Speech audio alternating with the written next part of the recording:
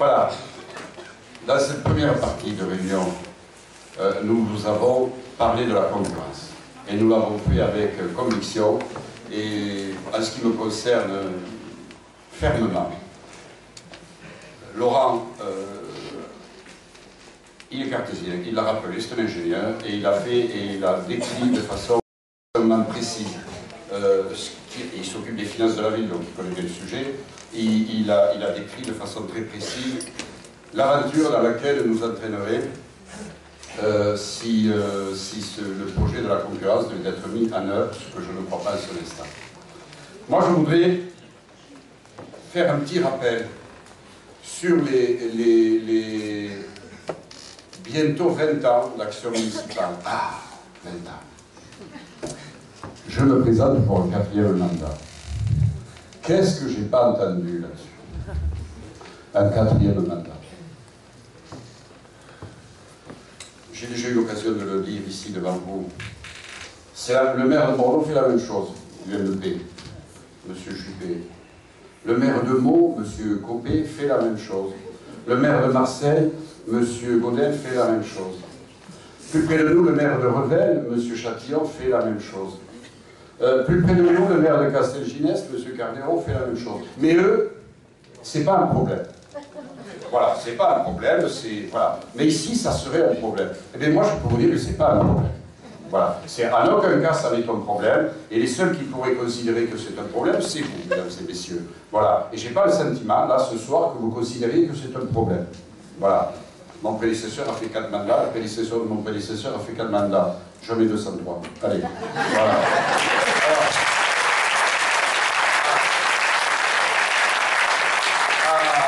Mais comme on n'est pas fatigué, comme on n'est pas usé, et comme on est en forme, on va bien sûr continuer sur les années 2014-2020.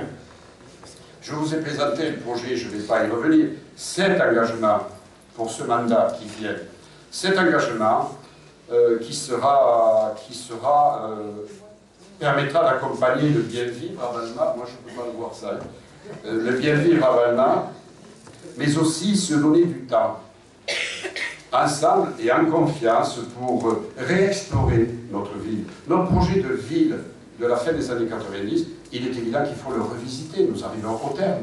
Il faut le revisiter, il faut l'adapter, il y a des nouvelles contraintes, il y a de nouveaux modes de vie, il y a de nouvelles envies de la part de la population. Donc, on va prendre le temps de le réexplorer, notre projet de ville, nos projets de vie dans la ville. Comment ça doit évoluer en fonction des nouveaux équipements. On va l'ajuster à la réalité d'aujourd'hui et aux enjeux de demain. C'est un mandat qui sera aussi marqué. Nous sommes en communauté urbaine. Nous étions en district, premier mandat. Communauté d'agglomération, deuxième mandat. Communauté urbaine, troisième mandat. Là, nous allons passer à un statut de métropole.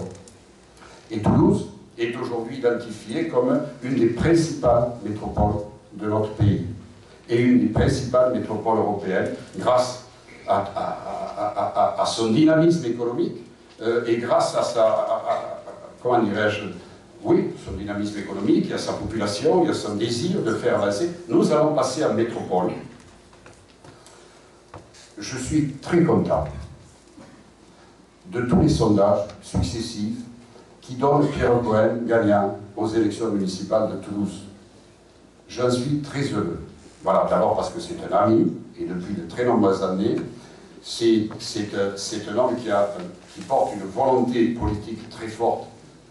Je sais tous les défauts qu'on lui attribue, peut-être qu'il en a quelques-uns, on a tous, mais ce que je sais avec certitude, c'est qu'il a une vision extrêmement forte de la ville de Toulouse, extrêmement ambitieuse, extrêmement dynamique de la ville de Toulouse, qui s'appuie sur une vision qui est que peu d'élus de villes, de métropoles de cette taille portent. Moi, je suis ravi. S'il reste maire de Toulouse, et à tout le moins on peut penser qu'il va le rester, parce que ça me permettra de travailler en bonne intelligence avec lui, de continuer pour le bien de la métropole, de travailler avec lui dans les mois qui viennent. Donc, les 7 engagements. Le premier engagement, c'est une ville qui renforce la place de la nature. Ma femme se fout de moi quand je dis ça, parce que comme j'ai horreur de faire du jardinage, mais c'est quand même la vérité.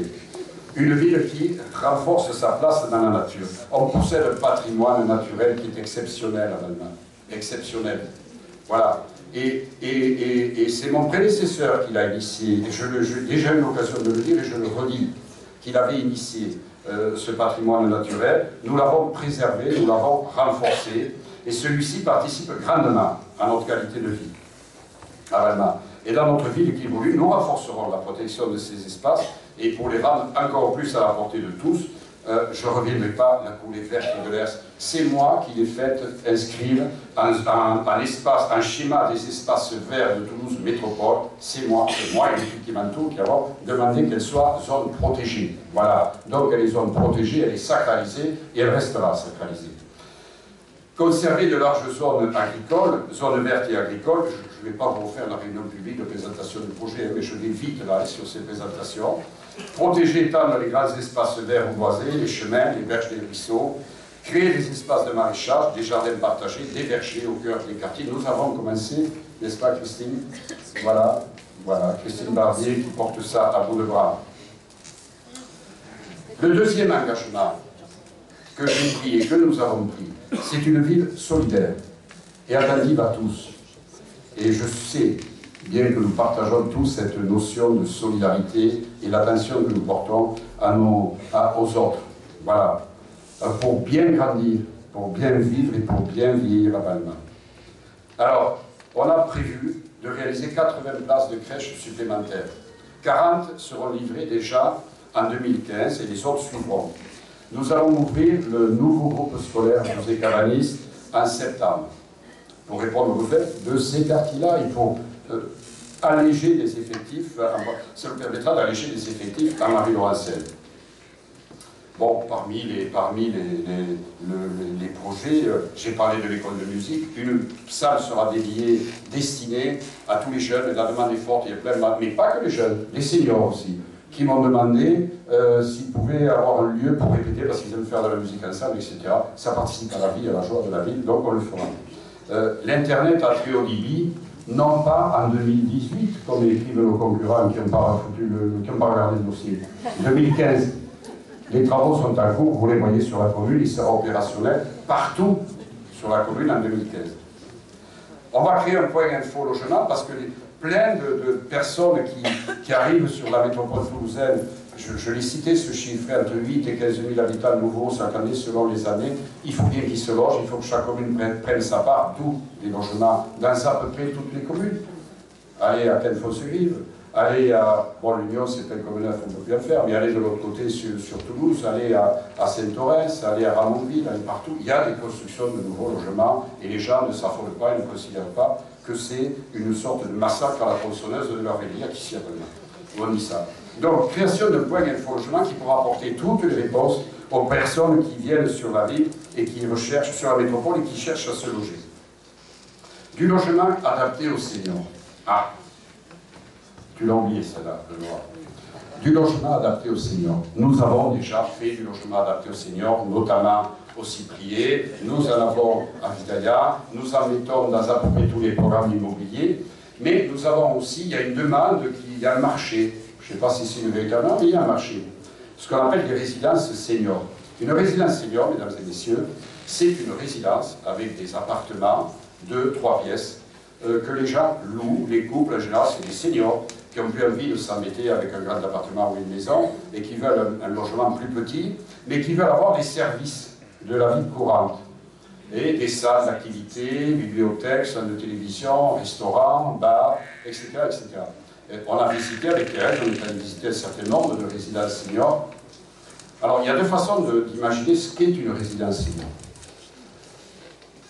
Soit vous dites, je souhaite que faire une résidence senior accessible, c'est pas accessible aux bas revenus, je vous arrête tout de suite, c'est pas accessible même aux revenus moyen-moins, c'est pas accessible. Il faut un certain niveau de revenus, mais on va dire moyen plus. Mais pour qu'elle trouve son point d'équilibre, un tel investissement, il faut entre 80 et 90 logements. S'il y avait moins de 80 logements, il n'y a pas de point d'équilibre. Sauf, on peut imaginer des résidences seniors avec 30 logements. Mais c'est entre 3 et 4 000 euros par mois. Voilà, pour payer les services et pour loger, voilà. Et c'est pour ça que, quand on avait réfléchi sur le projet Cœur de Ville, et que nous avions dit qu'on pourrait faire du logement accessible à des gens qui ont envie de vendre la maison et de louer, là, derrière, sur cet emplacement, on a évacué très vite la résidence senior. Parce que notre objectif, c'est pas, excusez-moi, mais c'est pas de favoriser les besoins d'une catégorie infime de notre population, qui en plus ne nous le demande pas. Mais c'est de répondre certainement à une population plus importante de revenus, de personnes ayant des revenus moyens, des modestes ou moyens, et qui pourraient trouver là un lieu de bien vivre. Voilà notre conception de la résidence senior. C'est pour ça que nous en avons lancé une sur le quartier du Cyprier, et de Villaillan, pardon, et qui devrait ouvrir ses portes dans les années qui viennent, enfin 1 ou 2 ans. Mais je voulais mettre les points sur les i sur la résidence senior, parce qu'on peut faire rêver les gens. Mais je vous assure, allez sur Internet, tapez résidence senior, renseignez-vous sur les prix, vous allez être fixé très vite. Quoi, hein. Ou bien c'est un truc hyper luxe, et alors c'est cosy, quoi, hein, pas beaucoup de logements, et c'est réservé à une élite financière, ou bien on fait un truc qui s'adresse au plus grand nombre, et donc ça rentre pas. Voilà ce que je veux dire, ça rentre pas. Donc, voilà. Ensuite,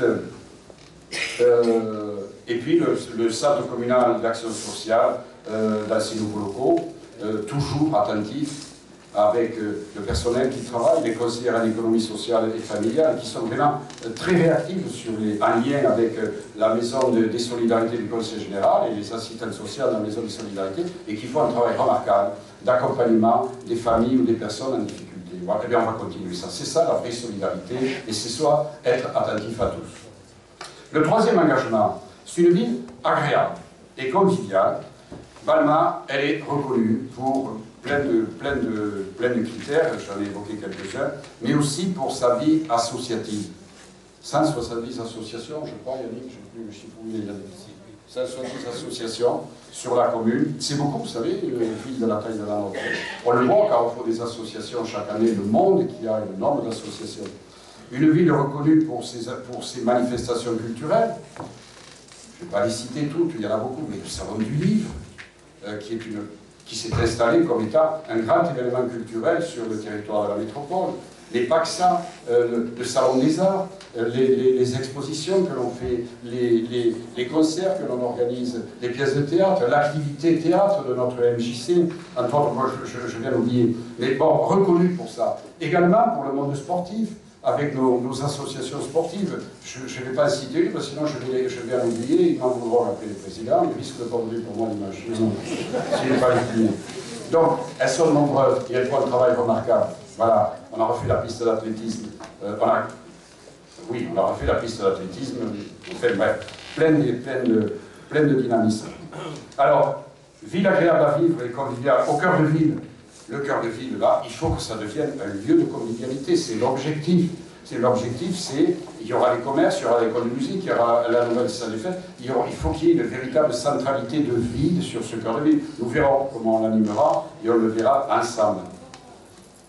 L'espace, j'ai parlé de l'espace Cézanne, c'est les zones quartiers, j'ai parlé de l'espace Cyprier, demain, enfin l'espace Villaillan, dans sa version réduite aujourd'hui, mais malgré tout, qui commence à développer des activités. On y a une collaboratrice à plein temps, et qui est l'interlocutrice des habitants. Et demain, l'espace Marquet, des lieux de vie dans les principaux quartiers, pour fédérer les habitants et pour faire en sorte que le bien vivre ensemble se développe. Nous créerons un conseil des associations. C'est une demande que nous ont faite les associations. Elles veulent se parler un peu plus, elles veulent faire des choses en commun, elles veulent éviter les doublons. Mais on va mettre en marche ce chantier-là, parce que c'est très intéressant comme chantier. Je suis en discussion avec des partenaires, mais ça ne fera jamais que le 4e projet. Mais là, je commence à y croire. Pour installer un cinéma sur la ville, 3 salles. Mais on tient, il y a une forte demande d'avoir un cinéma sur la ville de Balma, malgré la qualité des séances de cinéma du vendredi soir. On y était vendredi dernier, on a vu un excellent film organisé par la MJC, mais il y a une demande d'avoir un cinéma, petit cinéma, 3 4. On va la réaliser. Voilà, les choses sont engagées aujourd'hui. Il faut construire un nouveau gymnase, il faut construire un terrain synthétique pour les clubs de rugby et foot, il faut faire des aménagements, d'autres équipements sportifs, on en parlera à l'occasion, vous retrouvez tout ça dans le projet que je vous ai développé que je vous ai présenté, que nous avons présenté. Donc, ville agréable à vivre et conviviale. Engagement numéro 4. Une ville pour pouvoir circuler, que ce soit en voiture, en transport en commun, à vélo, à pied. On va faire en sorte d'améliorer les conditions pour mieux circuler et encourager les alternatives à la voiture. La ligne 84 qui part du métro ira jusqu'à l'Asbord, de niveau Leroy-Merlin, avec une jonction avec la ligne 16, et donc un point de jonction là, devant Leroy-Merlin, enfin à côté, avec la ligne 16 qui va soit à Quenfonce-Grive, soit à Toulouse, en passant par la place oui, en remontant le Carrefour, la place du Puy, etc. Donc cette jonction-là, ça va se faire, Alex, c'est programmé bientôt ça. En septembre. Voilà, en septembre. Hein? Voilà. Le cadence des bus à l'heure de pointe, c'est une forte demande aussi, 20 minutes c'est trop long, donc on est en train de négocier avec Tissot pour réduire aux heures de pointe, les matins et soirs. Le cadencement des bus.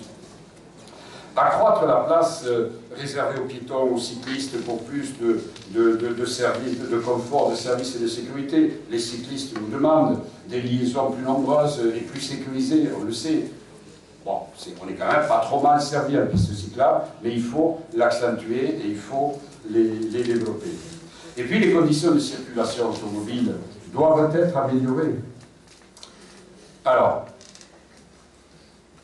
il y avait un point noir qui était la sortie du centre au niveau du stade, là, vers Soupetard. Ce point noir a été levé, à part aujourd'hui, il y avait l'incendie, ce soir, il y avait l'incendie dans un bâtiment, donc ça a coincé tout ça. Mais autrement, j'ai pu faire financer par la métropole la troisième voie, parce que c'est sa compétence.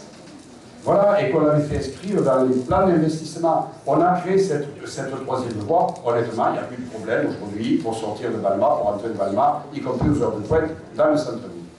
Il reste autour du métro. Autour du métro, j'ai fait faire toutes les études d'amélioration et d'investissement qu'il faut faire par Toulouse Métropole. Les études sont faites, parce que c'est sa compétence.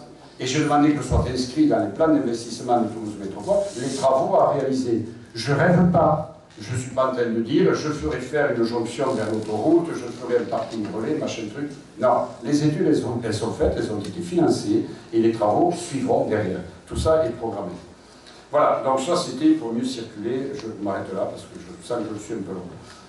Le cinquième engagement, mesdames et messieurs, une ville sûre, respectueuse de l'environnement et citoyenne. Je voudrais rappeler que le respect mutuel, la sécurité de chacun, mais aussi la préservation du cadre de vie, ça forge la cohésion sociale. Ça donne envie de vivre ensemble. Et la vie en société, la vie de la commune, c'est l'affaire de toutes et de tous. Voilà. Il faut donc avoir des comportements citoyens. Quand on est dans la ville, quand on est en voiture, voilà. Comme la population grandit, pas dans les proportions apocalyptiques dont on nous parle, mais comme elle grandit, c'est bien normal, les effectifs de police municipale vont augmenter dans une proportion correspondant à la population. J'ai déjà eu l'occasion de vous le dire, nous avons en proportion le même nombre de policiers municipaux qu'à Toulouse, tant pour 1000 habitants. Voilà. Donc on augmentera la police municipale et on créera un poste de police municipale au niveau du métro, l'environnement du métro et dans ces quartiers-là. Je suis un discuteur, je vous ai parlé du ministre de l'Intérieur, je l'ai fait venir à Balma il y a presque 10 ans pour un débat très intéressant sur l'Europe. On n'avait pas la même vision, lui et moi, mais on a des liens d'amitié qui remontent à loin. Donc je l'ai rencontré, je lui ai parlé, je lui ai fait des notes sur le besoin de renforcer les effectifs de gendarmerie ou d'apporter des unités nouvelles de gendarmerie. On a la chance, mesdames et messieurs, d'être dans une zone gendarmerie. Avec tout le respect que je porte à la police, il faut un travail très difficile, mais la police est faite pour les grosses densités. Mais dans nos communes, il faut bien avoir des gendarmes, et nous avons une brigade qui fait un travail remarquable d'efficacité. Alors on nous a, j'y reviendrai pas, on a parlé de la sécurité, et je l'ai déjà dit, bien sûr, il y en a, mais il y en a 2 fois moins qu'ailleurs. Et l'an dernier, 2013, par rapport à 2012, le nombre de cambriolages a été divisé par 2. Alors évidemment, les gens qui ont été cambriolés, ça, moi je m'en fous, mais moi je l'ai été cambriolé, c'est compréhensible, je l'étais moi-même, donc je sais ce que c'est. Mais néanmoins, nous sommes dans une zone où les problèmes de sécurité ne sont pas des problèmes majeurs. Ça ne veut pas dire qu'il faut baisser la garde, au contraire. Il faut se donner tous les moyens pour renforcer la sécurité. J'essaierai d'obtenir, et les choses sont en bonne voie, des renforcements des effectifs de gendarmerie par un transfert d'unités de gendarmerie qui sont basées aujourd'hui à Toulouse et qui pourraient venir à Balma. Ensuite, la caserne des pompiers. Là, moi, je suis favorable à ce qu'on accueille une caserne de pompiers sur le territoire de la ville de Balma. Voilà. J'allais parler avec le président. C'est une compétence du Conseil général. Le Conseil général a 2 casernes enclavées dans le centre de Toulouse. La caserne Vion à Charles-le-Fit et l'autre, j'oublie toujours le nom. L'Oignon, bon, voilà, et le Conseil général envisage, il a fait faire l'étude, de répartir ces 2 casernes sur des petites unités le long de la périphérie, le long de l'accès à la rocade. C'est ça l'efficacité, mais c'est des petites casernes. Et donc, il a annoncé très officiellement qu'il était d'accord, lui, pour en mettre une à Balma. Et comme moi je suis d'accord que je vais en mettre une à Balma, ça tombe bien. Voilà. Et donc, on aura, si les choses avancent dans ce sens-là, une caserne de pompiers, on peut imaginer où on pourrait la mettre, mais ça sera un débat que nous aurons avec la population, mais il faut la mettre à proximité immédiate de la rocade. Donc, on a les terrains militaires qui vont se libérer, je ne sais pas quand, mais on peut déjà annexer une petite partie. Donc, on peut raisonner là-dessus. La plupart, moi, je travaille là-dessus. Le poste EDF, qui est au bout de la rue Saint-Jean, de très haute tension, avec des lignes de très haute tension, 2 fois 220 000, une ligne 60 000 volts. Donc, des trucs qui défigurent le paysage. Vous savez, c'est un électricien qui vous parlait. Il faut bien avoir de l'électricité, mais on a pu obtenir, on a pu faire financer une bonne partie par la ZAC de Balma-Gramont, l'enfouissement de ces lignes de très haute tension, qui vont être enfouies, les travaux démarrent, je crois, à la fin de l'année, là, qui vont être enfouies le long de l'avenue du Bicentenaire. Il n'y aura plus ces gros poteaux, etc., etc. Mais c'est quand même une valeur ajoutée extraordinaire pour le lotissement du Caral, pour le lotissement du Bicentenaire et pour les habitants de Vidaillan, pour la deuxième tranche de Vidaillan. Ça va être une très forte valeur ajoutée et puis ça va une valeur ajoutée sur le plan environnemental. Donc ça c'est lancé et c'est fait. Nous avons été la première ville, une des premières à développer un agenda 21 qu'on a créé avec 69 actions en 2007, mais dont Christine a pris la main à partir de 2008. Un des premiers, de qualité. On a mené, je sais combien d'actions sur les 69, Christine ? Une cinquantaine d'actions, c'est pas mal quand même. Et nous avons travaillé sur un agenda 21 de 2e génération pour aller encore plus loin, fort de l'expérience que nous avons acquise. La concertation sera une valeur forte de ce mandat. Donc je nommerai un élu à la vie citoyenne qui sera l'interlocuteur de tous les quartiers et qui sera chargé d'établir des rendez-vous réguliers avec les quartiers, avec les associations de quartiers quand il y en a, ou avec les habitants des quartiers, pour faire un point sur les problèmes éventuels, sur les choses à améliorer. Donc, vie citoyenne. Rendez-vous, un élu à la vie citoyenne. Nous créerons des groupes, projets thématiques, comme on l'a toujours fait d'ailleurs. Quand on lance un projet, on crée un groupe de travail pour réfléchir avec toutes les personnes intéressées de plus ou de loin à cela. Voilà, et bien sûr, chacun y sera associé pour définir le futur projet de ville qui sera mis en œuvre, mais définir également notre projet de ville dans la métropole. Et ça va être un gros chantier. Dans la métropole, et puis, tout simplement, notre projet de vie dans la ville. Enfin, engagement numéro 6, une ville reconnue et écoutée dans la métropole. J'en ai beaucoup parlé, c'est pas la peine que j'y revienne. Vous le savez, la ville de Balma, parce que nous sommes installés dans une réflexion partagée avec les maires des autres communes, la ville de Balma est écoutée dans la métropole. J'y exerce des responsabilités et je pense que j'y suis et nous y sommes écoutés. Les élus balmanais qui siégeaient dans les différentes commissions de la métropole étaient très présents dans ces commissions et très actifs. Voilà, dans la communauté urbaine.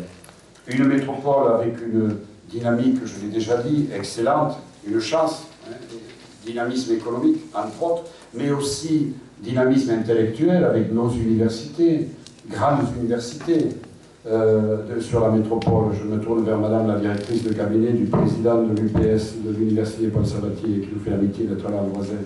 Voilà, belles universités, ce qui donne du dynamisme et qui donne de l'audience et de la notoriété à notre métropole. Les accueils de nouveaux habitants, je n'y reviendrai pas, on en a parlé, le rééquilibrage, j'en ai parlé également, un développement inéluctable de la commune. Un peu plus de 8 habitants à l'hectare, quand la moyenne est à, je n'ai plus le chiffre, mais 20 ou 22 habitants à l'hectare. Au Camille, 22 habitants à l'hectare. Normalement, 8 habitants à l'hectare. Et on vient me bassiner en me disant, mais comment, c'est trop, si on ne connaît plus, etc. Retenez ce chiffre, 8 habitants à l'hectare à Balma. La plus basse densité de population des villes de l'agglomération de Toulousaine. Ça ne veut pas dire qu'il faut faire venir... Ça veut dire qu'il faut faire ce qu'on a fait jusqu'à présent, le faire avec mesure, sauf que là on est dans la phase de construction, donc ça paraît, ça a pu effrayer un certain nombre de gens. Moi, je m'attache à rassurer tout le monde, mais nous continuerons à accueillir de nouveaux habitants à Balma. Mais c'est évident, on est 14 000 habitants, on sera 18 000 à la fin du mandat qui vient. Je pensais 20 000, mais on n'y sera pas. Mais ce que je peux dire, parce que ça a aussi fait l'objet de polémiques, l'Asborn, il y a une centaine d'hectares à l'Asborn, à droite de la voie de Saint-Cyprien, quand on va vers 15 Rossequet. La plupart sont propriétés du groupe Auchan, parce que dans les années 80, la municipalité avait imaginé d'installer là le plus grand hypermarché d'Europe. Bon, ça s'est pas fait, moi je n'étais pas d'accord, lui, je n'étais pas le seul, mais ça s'est pas fait. Entre Leclerc et ce qu'il y avait... qui s'appelait Mammouth à l'époque, c'était pas raisonnable d'installer. Sauf que le groupe Auchan a acheté ces terrains. Et donc, j'ai décidé de créer ce que nous appelons une ZAD, zone d'aménagement différé, ce qui veut dire qu'on gèle ces terrains. On ne peut plus rien y faire dessus, COS 0. Et ils sont gelés tant qu'on voudra bien les geler. Et je peux vous dire avec certitude qu'on en a pour 10 ans avant de libérer ces terrains, c'est-à-dire qu'il nous faut terminer la ZAC de Balma-Gramont, il y en a pour 10 ans. Parce qu'il y a la deuxième tranche qui sera des bureaux, la troisième tranche, etc. On en a pour 10 ans, il faut terminer les opérations qui sont en cours, il faut mettre les équipements publics et qui doivent suivre, ça va nous prendre 10 ans. Donc, l'Asborn, je le redis ici avec assurance, l'Asborn, ça ne sera pas avant 2024. Voilà, donc rassurez-vous et rassurez nos concurrents là-dessus parce qu'ils ont l'air très inquiets par rapport à ça. Voilà, pour terminer, Toulouse Métropole, j'ai obtenu que le pôle, vous savez que le territoire est réparti en pôle de services, propreté, voirie, etc. J'ai obtenu que le pôle de notre secteur soit à Balma, je ne sais pas si on le voit, il n'est pas. J'ai obtenu que le pôle de notre secteur soit à Balma, il est à Gramont, là-bas, dans des locaux très convenables, et je préside la commission de pôle. C'est là que se discutent tous les investissements à faire en termes de voirie, que les programmes de propreté, bref, tous les sujets qui relèvent du port, ça se passe chez nous et c'est bien pratique parce que c'est à côté. Et quand on a un problème, on les téléphone, ils ne sont pas à faire 50 km pour venir résoudre le problème. Voilà l'engagement numéro 6. L'engagement numéro 7, dernier, une ville responsable qui gère bien ses finances. Bon, je ne vais pas y revenir, on vous a distribué 4 pages sur les finances. Bon, je pense que tout le monde est convaincu, on est dans une situation financière bien que contrainte, comme tout le monde, mais qui est une situation saine et bien équilibrée. Une dette très inférieure à la moyenne, 3,6 années pour rembourser la dette, c'est excellent comme ratio. Un compte administratif, un excédent qui est positif sur nos comptes administratifs. Ça ne veut pas dire qu'on peut faire n'importe quoi. On ne peut pas faire n'importe quoi. Ça veut simplement dire qu'il faudra beaucoup d'attention parce que les baisses des dotations de l'État, je l'ai déjà dit, elles sont annoncées, elles ont lieu cette année, elles auront lieu l'an prochain, et encore plus important, va nous obliger à un plan d'économie sur nos dépenses de fonctionnement, donc revoir un certain nombre de choses, mais va nous obliger aussi à limiter nos dépenses d'investissement. Parce que quand on construit beaucoup trop d'investissements, ça veut dire qu'il faut emprunter beaucoup. Mais l'emprunt, on le rembourse, une partie, on le rembourse en capital, c'est une dépense d'investissement, Et l'autre partie, on le rembourse en dépenses de fonctionnement. Ce sont des intérêts. Et plus vous empruntez, plus la masse des intérêts à rembourser est importante. Donc, plus les dépenses de fonctionnement sont importantes. Donc, un équilibre à maintenir, comme nous le faisons maintenant depuis bientôt 20 ans, un équilibre à maintenir sur nos finances. Et c'est ce que nous nous attacherons à faire et à poursuivre. Voilà. Mais nous avons, je le redis, la chance qu'on soit d'être dans un périmètre de développement économique, y compris à Balma. Je vous ai parlé des recettes amenées par l'immobilier d'entreprise. Et c'est ce développement économique sur notre commune qui nous permettra effectivement de conserver cet équilibre de nos finances, donc de conserver la stabilité fiscale. Il n'y a plus un Français aujourd'hui qui va entendre parler d'augmentation, de machin, de trucs, c'est vrai, des impôts, c'est vrai. Parce qu'il y a un sondage qui est sorti par l'IFOP, les principales préoccupations des citoyens de Balma dans la perspective des élections. Le premier, en numéro 1, c'est la fiscalité. Voilà. Et donc, nous le mettons aussi parmi les priorités des priorités. C'est pour ça que nous avons un programme qui est un programme ambitieux et réaliste, comme je l'ai dit, mais qui est un programme extrêmement mesuré. Voilà la présentation que je voulais vous faire, mesdames et messieurs, de leur programme. Et vous avez compris en m'écoutant, j'espère que j'ai été convaincant, que j'ai très envie de continuer à le mettre en œuvre, ce programme. Mon envie est intacte, mesdames et messieurs, et je vous assure que ma motivation est très forte. Je suis entouré d'une équipe, vous avez pu le voir pendant la campagne électorale, qui est extrêmement motivée. 50% de renouvellement dans mon équipe. C'est beaucoup, vous savez, dans une équipe municipale. Et je rends hommage aux anciens qui ont accepté de se retirer pour laisser la place à des nouvelles générations. Ils ont fait un travail formidable pendant des années et des années et des années d'engagement pour le bien commun. Ils laissent la place à des nouveaux, à des plus jeunes. Donc une équipe aussi motivée que moi. En plus, on a fait une campagne vraiment dans l'amitié et dans la joie. Parce que c'était même si moment, il y avait des moments de colère, mais bon. Et donc 50% de nouveaux, 50% d'élus expérimentés, c'est-à-dire le bon équilibre pour continuer à développer nos projets et notre ville à votre service. Et celui de mener ensemble et en confiance les affaires de la ville de Balma. Voilà les propositions que je voulais vous dire, en complément de tout ce qu'il vous a dit. Je voudrais vous rappeler qu'il n'y a qu'un seul tour. Je sais que vous en êtes tous conscients, un seul tour. Ça se joue dimanche. Donc, allez chercher vos voisins, vos amis, convaincez-les, dites-leur, il faut vraiment venir voter dimanche parce que c'est très important. Je vous assure, je vous conjure, faites ce boulot, c'est très important. Je voudrais terminer en remerciant tout le monde, tous ceux qui ont participé à cette campagne, de près ou de loin. Il y a des citoyens qui nous ont apporté leur aide, et puis d'autres qui ont dit on voudrait le faire, mais je n'ai pas le temps, le boulot, les enfants, mais on le comprend. Mais en tout cas, beaucoup de soutien nous ont été apportés. Je voudrais toutes et tous vous remercier ce soir, vous dire que c'était un vrai plaisir d'avoir mené cette campagne. Je voudrais vous dire que, je vous le redis, nous sommes enthousiastes. J'ai l'intime conviction que l'on va gagner l'élection municipale à Balma.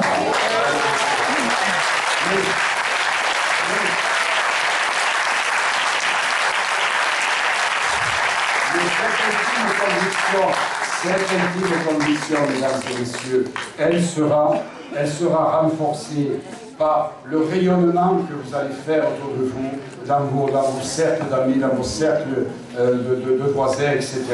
Faites rayonner cet enthousiasme, laissez rayonner cet enthousiasme, nous le partageons avec vous. Merci, mesdames et messieurs.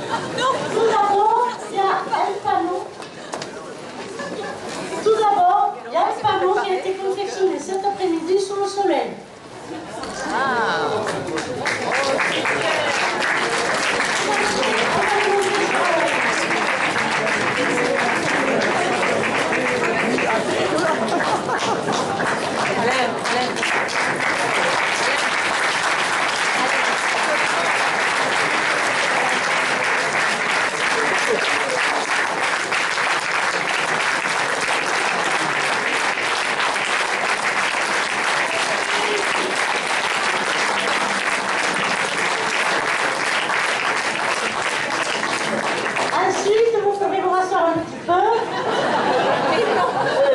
Après tous les tracas, tous les soucis de la vie, il n'y a qu'une chose qui compte, tout doit se dire en chanson.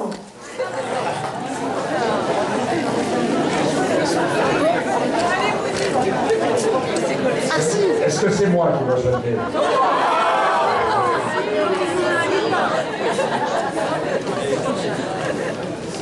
Ça me rassure.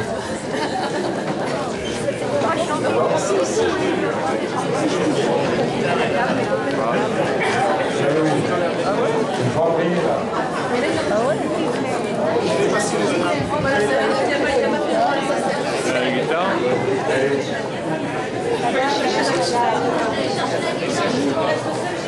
Mesdames et messieurs, 2 minutes.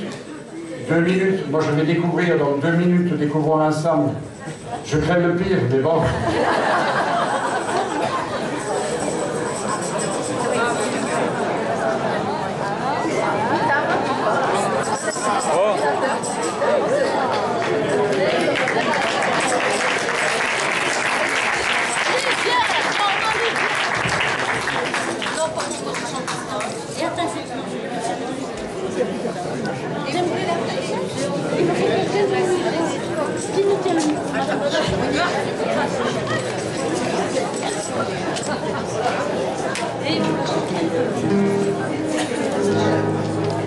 Filola, Filola, le printemps chante en toi, Filola. Petit ange, pardonnez, tu es notre mère Havana, que mon Dieu heureux, et l'on croit en toi, Filola, Filola, et nous souhaitons, on s'est trompé, nous souhaitons qu'encore une fois, tu demeures le père de Valma, car le printemps chante en toi, Filola.